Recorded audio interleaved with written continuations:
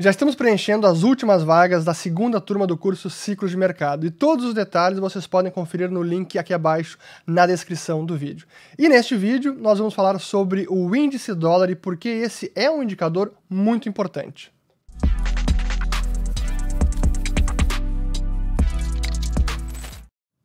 Bom, todos aqueles que estão chegando agora aqui no canal, são novos, estão gostando do conteúdo, já deixo o convite para se inscrever e ativar o sininho aqui embaixo também e nos seguir no canal do Telegram, o link para entrar está aqui na descrição do vídeo. Bom, o assunto do índice dólar e por que esse é um indicador muito importante, eu já mostrei o Dollar Index aqui, que é também chamado de DXY ou USDX, USDX, e é importante a gente entender qual o papel que ele tem no mercado, o que ele sinaliza, e para a gente explicar isso, até vale a pena voltar na história, no tempo, quando ele foi originalmente concebido pelo Federal Reserve, que é o Banco Central Americano, lá em março de 1973. E por que este ano é importante, ou essa data é importante? Porque foi a partir deste momento que as moedas fiduciárias começaram a flutuar livremente. Foi a partir deste mês, deste ano, que a gente entrou no chamado regime de câmbios flutuantes, porque até então ainda havia uma tentativa de ter regimes de câmbio fixo, onde as moedas eram atreladas ao dólar. Mas naquele momento, 73, já não tínhamos mais o vínculo ao ouro. Se a gente voltar 2 anos antes, ou 1 ano e meio antes, em agosto de 71, foi quando o Richard Nixon acabou com a janela do ouro, que era a conversibilidade do dólar em ouro. Isso era o acordo de Bretton Woods. E acabou a conversibilidade, então, do dólar em ouro. E a partir daquele momento, houve ainda uma tentativa, no finalzinho de 71, com o chamado Acordo Smithsoniano, de terem ainda algum tipo de regime de câmbio fixado algumas moedas com relação ao dólar. Só que o dólar já não tinha mais conversibilidade com o ouro, que era algo curioso, né? E até abrindo um parênteses aqui, eu sempre gosto de abrir um parênteses no meio dos vídeos, mas isso é importante, é um pouco de divagação, mas que é curioso como, até aquele momento, agosto de 71, antes de acabar Bretton Woods, o dólar era definido como um peso de ouro. A paridade até então era 35 dólares por onça Troy. Então era sempre a moeda em função de um peso de ouro. Essa era a referência, o ouro era a referência, aquela medida de peso.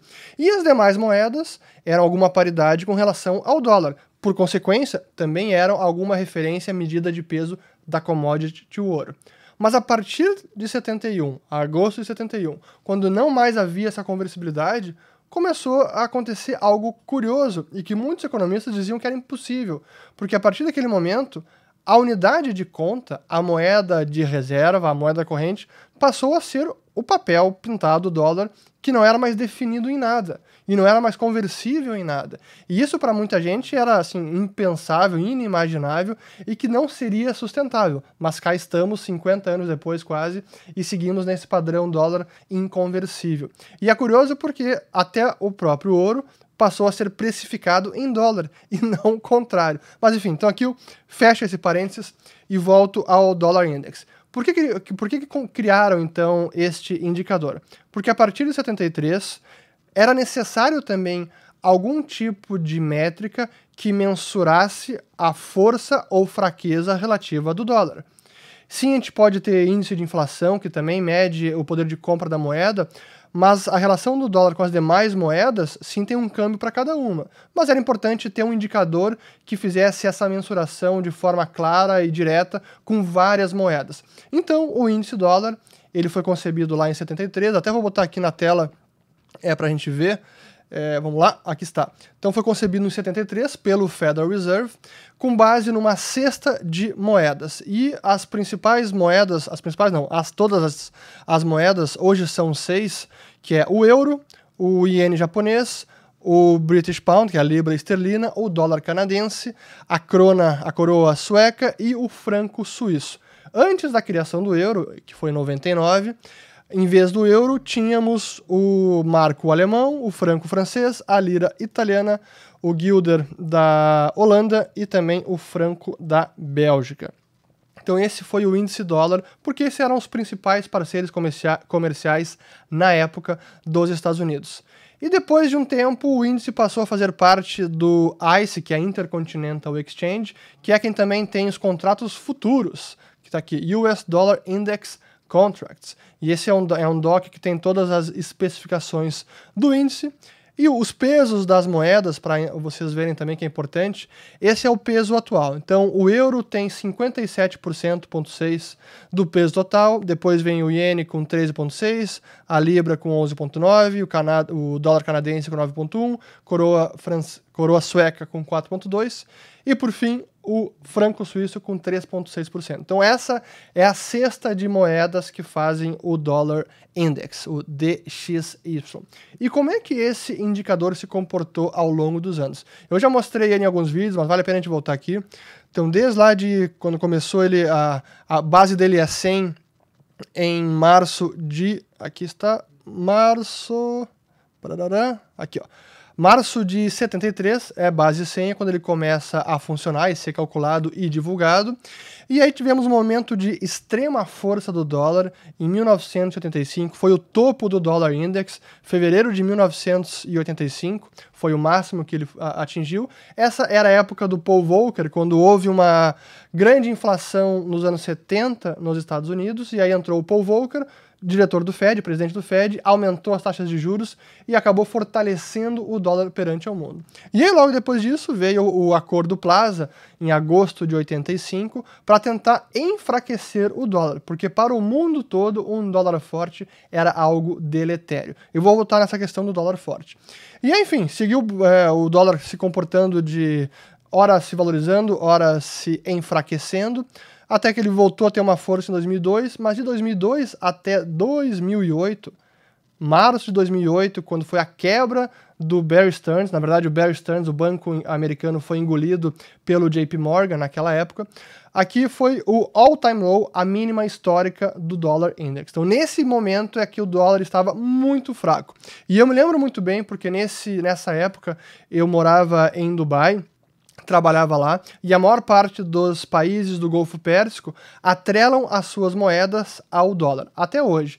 E havia uma grande discussão na mídia, entre os empresários e políticos, se havia chegado a hora de tirar o PEG, a moeda atrelada, esse vínculo da moeda, lá no Emirados Árabes era o dirham, de tirar o PEG do dirham ao dólar. E essa discussão foi muito debatida até no GCC, que é o Gulf Cooperation Council, porque achavam que o dólar estava chegando ao fim, ou tinham esse receio. Mas aí veio a crise financeira, o dólar index disparou, crise de liquidez, vou voltar a este ponto, até deixa eu botar de volta aqui o gráfico. E tivemos de lá para cá o dólar realmente se fortalecendo, mais uma força secular. De 2011 até agora foi o dólar se fortalecendo, chegou no começo desse ano, deixa eu até botar o último ano apenas, o dólar chegou até 103 quase, o índice dólar neste momento, que foi aquela busca insana por liquidez nas 2 semanas finais de março. E agora o dólar está voltando a mostrar alguma fraqueza. Bom, além deste indicador, nós também temos outros indicadores, porque como o Dollar Index ele foi concebido lá em 73, com base nos principais parceiros comerciais, esses parceiros vão evoluindo, mas o índice ele ficou congelado desde a sua concepção original. Por isso, há outros indicadores que são ponderados também pelos parceiros comerciais americanos, e é o que eu vou colocar aqui na tela. Esse é um índice que acaba apenas desde 2006 aqui, que é um trade weight, então ponderado pela balança comercial de bens e serviços, que agora está na máxima dos últimos 15 anos. E se a gente separar entre moedas emergentes e moedas de países avançados, veja que interessante, a linha azul são os países avançados.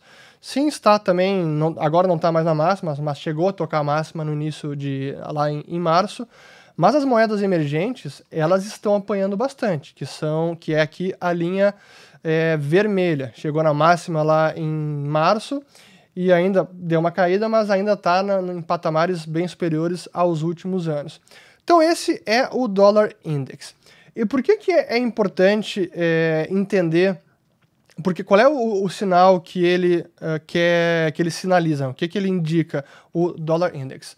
O primeiro deles é que um fortalecimento desse indicador, quando ele sobe, isso indica uma força do dólar, mas também uma maior demanda por dinheiro, ou uma demanda por liquidez, que em alguns momentos se traduz por demanda desesperada por liquidez, como foi em outubro de 2008, como foi em março desse ano, e é aí que o mundo sai desesperado em busca de dólares.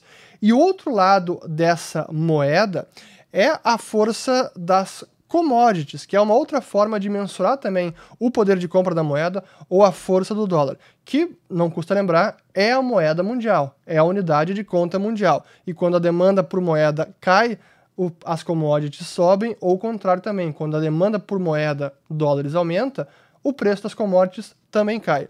E é exatamente isso que a gente tem visto. Aqui eu vou colocar, deixa eu até botar um zoom, é o mesmo gráfico do índice dólar, o DXY, mas agora comparado também com o Thomson Reuters CRB, é mais um indicador de commodities. Aqui tem commodities agrícolas, minerais, metais, energia também, tem petróleo. Então vejam que interessante como parece que um indicador é o espelho do outro.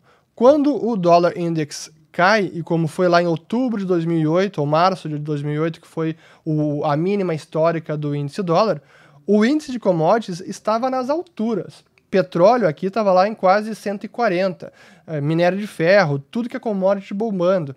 E era um mundo crescendo ainda, buscando dragando as commodities em todo o planeta, principalmente pela China. Mas quando veio a busca por liquidez e o mundo parou ali em 2008, o contrário, as commodities caíram e o índice dólar subiu. E depois a gente pode ver essa relação novamente, ali de 2014 até 2015, mesma coisa, sobe o dólar, cai commodities. E agora também vimos exatamente esse cenário. Então esses são alguns dos sinais que o índice dólar pode nos dar, nos fornecer, de demanda por moeda, maior demanda por liquidez. Isso se reflete no preço das commodities, ou é o espelho da força ou fraqueza do dólar. E um outro sinal muito importante tem a ver com a própria dinâmica da economia global, e aí eu relembro um vídeo que eu fiz sobre o que significa a falta de dólares no mundo. Vou botar o link aqui em cima, porque quando o dólar sobe, isso significa um aperto das condições financeiras globais. Como o mundo está largamente endividado em dólares, porque é a moeda mundial, sempre que o dólar sobe, significa que aquela dívida agora custa mais, agora aumentou de valor. Então, repagar aquela dívida ficou mais difícil. Esse é o significado de um aperto nas condições financeiras globais. E, no fim das contas, o mundo está todo num descasamento de moedas, porque o mundo se endivida em dólares, mas a sua receita é na moeda local. O mundo não imprime dólares, apenas os Estados Unidos, o Fed, que pode imprimir dólares. Então, sempre que o DXY, USDX, Dollar Index, índice dólar, subir, é um sinal de preocupação, porque pode trazer também mais complexidades financeiras para o mundo todo. Então, essa é a importância do Dollar Index, e por isso que eu considero esse um dos indicadores mais importantes e que é preciso estar sempre, sim, monitorando. Espero que tenham gostado desse vídeo. Qualquer dúvida, deixem aqui nos comentários, compartilhem, deixem também aqui o joinha para o YouTube ranquear melhor o vídeo e chegar a mais pessoas. Por hoje é só, até o próximo vídeo.